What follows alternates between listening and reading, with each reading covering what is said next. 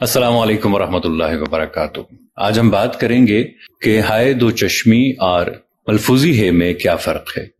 اب یہ دو صورتیں دیکھیے، ہاں اور ہاں، یعنی دو چشمی ہے سے ہاں اور ملفوظی ہے سے ہاں، ان میں سے کون سی درست ہے؟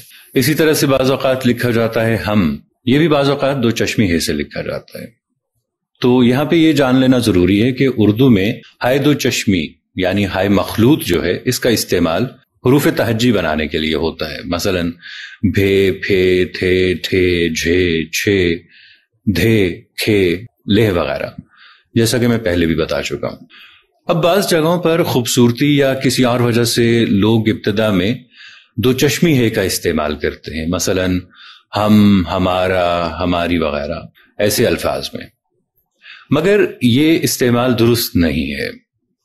اولاً اس لیے کہ اردو میں دو چشمی ہے ابتدا میں کبھی آ ہی نہیں سکتی، کیونکہ یہ صورت عربی سے آئی ہے۔ یہاں پہ ذاق کا ایک شعر آپ کی نظر کرتا ہوں، جیسا کہ پہلے بھی ایک دفعہ ہائے دو چشمی والی ویڈیو میں پڑھ چکا ہوں کہ ہائے رے حسرت دیدار، میری ہائے کو بھی لکھتے ہیں ہائے دو چشمی سے کتابت والے۔ دوسری بات یہ ہے کہ دو چشمی ہے کی اکیلی مستقل آواز نہیں ہے، بلکہ اسے کسی دوسرے حرف کے ساتھ ملا کر لکھا اور پڑھا جاتا ہے۔ دو چشمی ہے اردو میں ہندی زبان سے اخذ کی گئی ہے، اور یہ صرف چند حروف کے ساتھ ہی آ سکتی ہے، یعنی اردو کے تمام حروف تہجی کے ساتھ نہیں آتی، فقط چند حروف تہجی ہیں جن کے ساتھ ہی آتی ہے، مثلا بھے، پھے، تھے، ٹھے وغیرہ، جو کہ بے، پے، تے، ٹے وغیرہ سے مل کے ایک آواز دیتی ہے۔ اس کے علاوہ باقی حروف کے ساتھ دو چشمی ہے نہیں آتی، جبکہ ہے کی الگ مستقل آواز ہوتی ہے۔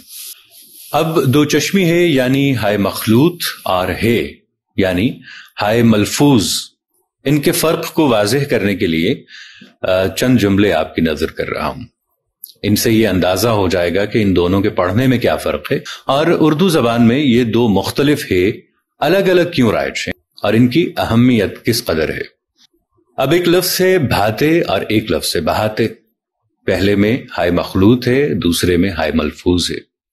اب ان سے ایک ایک جملہ بھی بناتے ہیں، جیسے ننھے مننے بچے من کو بھاتے ہیں۔ اب ہائے ملفوظ کے ساتھ ایک جملہ، لاپرواہی میں لوگ زیادہ پانی بہاتے ہیں۔ اسی طرح سے لفظ ہے پہاڑ اور پھاڑ، پہاڑ یعنی وہ پہاڑ پر چڑھ رہا ہے، اور اگر ہائے مخلوط کے ساتھ پھاڑ ہو تو بچے نے صفحہ پھاڑ دیا۔ پھر اسی طرح سے ایک لفظ ہے تھے اور ایک لفظ ہے تہ، ہائے مخلوط کے ساتھ اگر جملہ بنایا جائے تو فلاں چیز تھوڑی مقدار میں ہے، تھے آیا یہاں پہ تھوڑی میں۔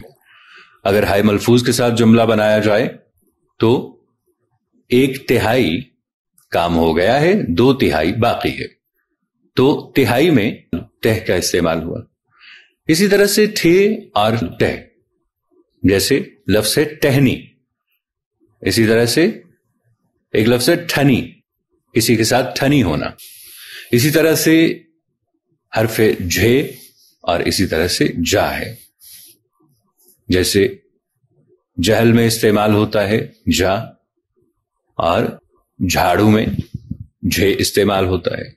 اسی طرح سے لفظ چھے اور چے، جیسے چھری چھوٹے، اس میں چھے کا استعمال ہو رہا ہے، جبکہ چہرہ اس میں چہ کا استعمال ہو رہا ہے، جیسے چہ میں گویاں، اس میں بھی چہ کا استعمال ہو رہا ہے۔ دھندا، دھوبی، ہائے ملفوظ کے ساتھ اگر لکھیں گے تو دہندہ۔